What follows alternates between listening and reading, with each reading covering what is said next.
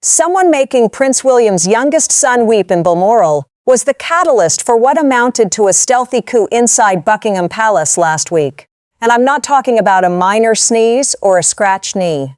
We are discussing a planned, brutal verbal assault on a youngster that was so severe that staff personnel who saw it described the remarks as incredibly cruel and purposefully damaging. That is an exact quote from those who were present. What's even more bizarre is that this wasn't a stranger or random visitor on the property. The blended family itself was the source of this. Young Prince Louis was supposedly contacted by Queen Camilla's granddaughter. Furthermore, what she said wasn't just cruel. They were meticulously engineered to strike the most excruciating targets possible. We've been informed that Louis wasn't the only target of the insults. They pursued Catherine, his mother. They then traveled to an even darker location. They drew parallels to the tragic and convoluted tale of Princess Diana, his late grandmother. Now, a youngster of Prince Louis' age might not be able to fully understand the context of those allusions, but he was perfectly aware of the poison they contained. Witnesses claim that he fully collapsed. The sound of a youngster in real distress broke the calm of the Scottish Highlands as he ran to his mother, crying and trembling. However, this is when the narrative changes that I really can't stop thinking about. The workforce was not frozen in place by Louis's tears. It was the face of Catherine. She refrained from screaming. She didn't charge in and demand explanations. She did not act in any way that one could anticipate from a mother who merely witnessed her child being emotionally taken advantage of. Witnesses described something far more disturbing.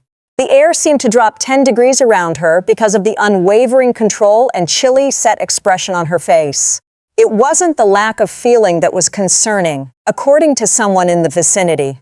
It was the existence of something much more powerful that was being deliberately suppressed. To be honest, that detail provides all the information you need to understand what transpired next. Because although Catherine didn't react right away, she did react. She simply did it in private, away from everyone, during a chat with her husband that palace insiders are now referring to as the pivotal point in the whole affair. Before I delve into what she actually said to William and how it resulted in the so-called Eraser mandate, I would want to briefly mention that if you're enjoying this analysis, please hit the subscribe button and join us at Celeb Heat. We examine these tales in a manner that genuinely clarifies the dynamics of the palace. All right, let's get back to it. Catherine and William therefore had a private discussion within Balmoral following the event. Furthermore, this was not a lighthearted discussion about parental annoyances. Numerous sources claim that the encounter, which was silent, tense, and emotionally charged, significantly changed the monarchy's power dynamics. And it's quite amazing how Catherine handled it. She didn't confront William directly since she was upset about what had happened to their son. She attacked him with a far more potent weapon. She mentioned his mum. With what insiders call unblinking and uncompromising directness, she turned to face her husband and outlined the monarchy's complete failure to safeguard Princess Diana. She discussed how Diana's harassment wasn't limited to the media. Her entire tenure within the royal fold was characterized by personal conflict and institutional indifference. Catherine then clarified the relationship. In essence, she informed William that she would not let history repeat itself with her offspring. Not Charlotte, not George, and most definitely not Louis. She made it plain that she would do everything it takes to protect them from the mental stress and psychological warfare that ruined William's own adolescence. The problem is that this was more than just a woman voicing her worries. This was a key that unlocks what William has spent his whole adult life attempting to compartmentalize, according to those with close knowledge of their connection. For William, the breakdown of his parents' marriage, the whispered arguments, the tension that never quite subsided, and finally, the terrible death of his mother are more than just memories. They are the fundamental components of his identity. They are with him every day. And when Catherine publicly expressed his greatest dread, the situation transformed from a single hurtful remark, from a step relative to a terrifying picture of a future he had vowed to stop. He feels that his mother's death was caused by the subtle accumulation of the same dynastic pressures and the same careless disregard for mental health. In a family power struggle, his own children are being utilized as collateral damage or pawns. And others who are close to William claim That's when everything came together. The long-standing royal tendency to keep quiet and the never complain, never explain maxim, which had served as the family's survival strategy for many generations, suddenly appeared to be both insufficient and actively harmful. It was no longer neutral to do nothing. It was collusion, and now he was calling in the silent vow he had made to himself as a boy to change things. Kensington Palace felt different the very next morning. Employees described it as stealthy rather than frightened.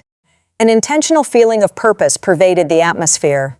Senior aides were called to a meeting that was held behind closed doors. There were restrictions on movement in several areas of the palace.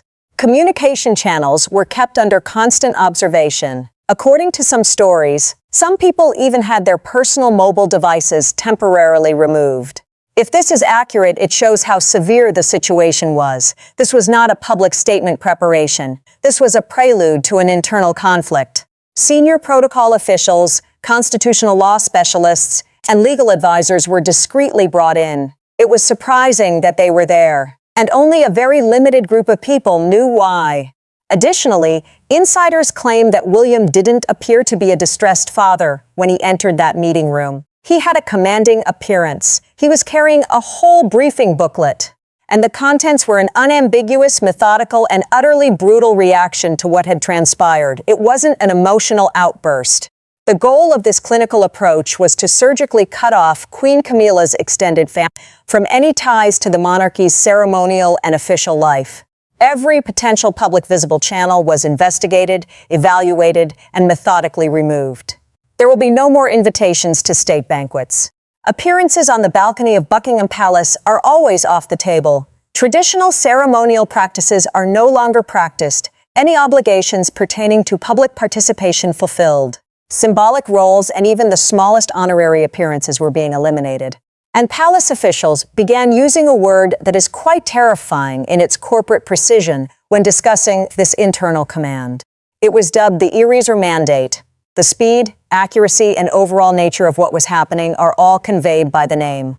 The fact that many long-serving courtiers weren't necessarily unhappy with the choice itself is also noteworthy. The way William carried it out unnerved them. His voice was never elevated. Clear instructions and non-negotiable conclusions were delivered with total serenity. There was no outward display of rage or discontent. And in fact, the entire situation seemed more severe and long-lasting because of that cold, calculating approach. Anger finally burns away. This was a very different matter. It was permafrost. The employees responsible for carrying out the directives realized right away that this was not a temporary fix to ease her emotions. The individual who will eventually oversee the entire organization imposed this long-term strategic realignment. Even the most seasoned courtiers at Buckingham Palace were actually taken aback by this portion. William did not seek his father's approval. The king was not consulted by him. He didn't set up a meeting to talk about it or ask for permission. He simply started the machinery of his own Kensington Palace home by immediately implementing the complete rubber mandate. It wasn't until the decision was taken, the instructions were issued, and the new reality was established that King Charles was formally informed. The correspondence took the shape of an official letter. The tone was noted as being extremely controlled and courteous, adhering to all the honorifics and loyal gestures that are necessary while speaking to the sovereign. However, the content was unquestionable. This wasn't a suggestion, it wasn't an appeal for advice. It was both an announcement of a choice that had already been made in full and a declaration of reality. There was no room for discussion, according to one source, with knowledge of the circumstances.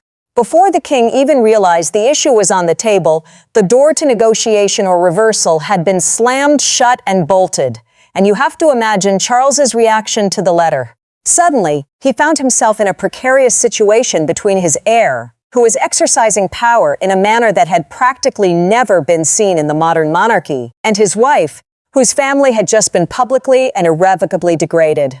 When Queen Camilla learned of the decision, she reportedly became enraged. She contended that the ruling directly challenged both the king's personal authority and the established royal institution. In order to restore the established hierarchy, she urged Charles to step in right now and veto his son.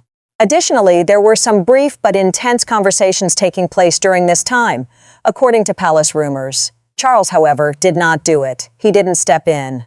He didn't challenge the order. He didn't even try to become involved. Additionally, many close to the king claim that a complex combination of events led to his decision. He is a guy burdened by his own recent health issues, as well as a profound exhaustion from the ongoing strains the family has endured in recent years. The continued Andrew crisis, Harry's departure, and the constant public scrutiny. On a deeper level, however, many think Charles made a calculation that was icy realistic. He recognized something that had been subtly coming to the institution's attention for some time. He is no longer the monarchy's sole emotional and practical center of gravity. There has been a clear and consistent change in favor of William and Catherine. The public has a great deal of affection for them. They stand for steadiness. They are the future king's parents. They represent the public's aspirations for the future of the monarchy. Charles had very little chance of winning an open power battle with his son over this specific topic, either inside the organization or in the eyes of the public. In a sense, his passivity was an implicit acceptance of this new reality. The stealthy coup his son had just carried out received a hushed green light. Not only has the power dynamic changed, but it has been drastically and irreversibly altered. You must comprehend the stress that had been developing for months prior to the Balmoral event in order to comprehend why this is so important. One of the most challenging and drawn-out PR initiatives in contemporary royal history was the assimilation of Camilla Parker, B.S., into the royal family. It required decades of cautious management and gradual public exposure to get from being referred to as the third person in a fairy tale marriage to being offered the title of Queen Consort. Integrating her own family, Tom Parker, B.S., Laura Lopes, and their offspring into the larger royal network was a crucial component of that plan. Making her family visible was intended to normalize her presence. The appearances were cautiously controlled and infrequent at first, but they eventually got more frequent. Family gatherings, official photos, and the Buckingham Palace balcony for significant national events all gave the impression of a contemporary blended royal family, which the general public likely perceived as coziness and solidarity. However, because visibility is closely associated with rank in the realm of monarchy, certain long-serving officials in conventional quarters were becoming more and more concerned behind the scenes. Furthermore, it was becoming increasingly difficult to distinguish between being a member of the Queen Consort's personal family and having quasi-official status inside the organization. What had begun as a courtesy was starting to resemble an expectation, and that led to a subtle but enduring conflict over a basic issue. In reality, who should be at the center of this organization? Fundamentally, the monarchy is a blood dynasty. Although a consort may be crowned, her family is not entitled to succession or a constitutional role.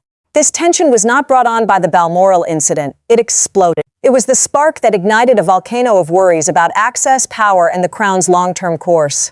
Therefore, William's rubber mandate was more than just a penalty for a single hurtful remark. A conflict that had been smoldering for years came to a harsh and final end. And there was an instant understanding within the palace. The days of the Parker Bull were over. The totally blended crown experiment had not worked. Following this, the palace system saw the emergence of two separate and increasingly independent courts. The Prince and Princess of Wales's court at Kensington and Windsor, as well as the King and Queen's court at Buckingham Palace, started making the necessary adjustments. Staff members are always acutely aware of the subtle currents of power. Allegiances changed noticeably but nearly imperceptibly. It was clearly obvious that Wales would be in charge moving forward. They envisioned the monarchy as a narrowly focused system that was solely concerned with the direct line of succession. Charles had promoted the idea of a large, welcoming family, but times had changed. The Windsor court was at the center of a leaner, more cautious, fiercely defensive future. Interestingly, many who have been closely observing William over the years weren't surprised by his unwavering and decisive stance. He and Catherine have done a fantastic job of portraying a contemporary, approachable picture of royalty, the commitment to family values, the support of mental health, and the active parenting. By coming across as more sympathetic, emotionally astute, and aware of everyday life than any previous generation, they established a vast foundation of public trust. However, Many who work in the palace have always recognized that William had more to him than his meticulously crafted public persona. They portray a man who, in private, is tough, passionately protective, and has an unwavering sense of seriousness about his duties and, most importantly, his family. He finds it difficult to forget or forgive behaviors that he deems offensive or harmful, particularly when they are aimed at his wife or kids. During times of crisis, the public image of contemplative introspection is replaced by an interior reality of quiet intensity and the readiness to make difficult, even unpopular, choices. These two incarnations of William came together to form one at Balmoral. The future king and the relatable father are one and the same, and it served as a sneak peek into the type of monarch he hopes to become. He will not simply carry on his father's or grandmother's legacy. It will function according to a new set of non-negotiable standards, the most crucial of which is the total preservation of his family's mental and physical health. The public's response was immediate and overwhelming when they learned of the repercussions. On social media, support for William and Catherine increased dramatically.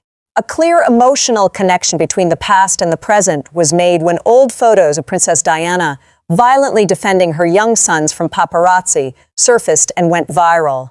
The story was no longer one of royal intrigue. It told the story of a son who would not let his own children go through what he had. It was a story about parental love and ending trauma cycles that was personal and emotionally stirring. And William received a huge mandate as a result of that surge of public support. No one ever walked back, changed his order, or even truly questioned it. It doesn't move or change, it stays where it is. With flawless clarity, the word has been transmitted across the organization and into the outside world. The emotional well-being of the royal children will take precedence over all other considerations throughout King William's reign, including familial ties, internal politics, and centuries of royal customs and hierarchy. And he conveyed all of it without making any formal announcements or public remarks. Just cool, collected, and completely definitive action. The steely and unwavering determination of a father who will not fail to defend his children is guiding the next chapter of the monarchy, in addition to duty and tradition.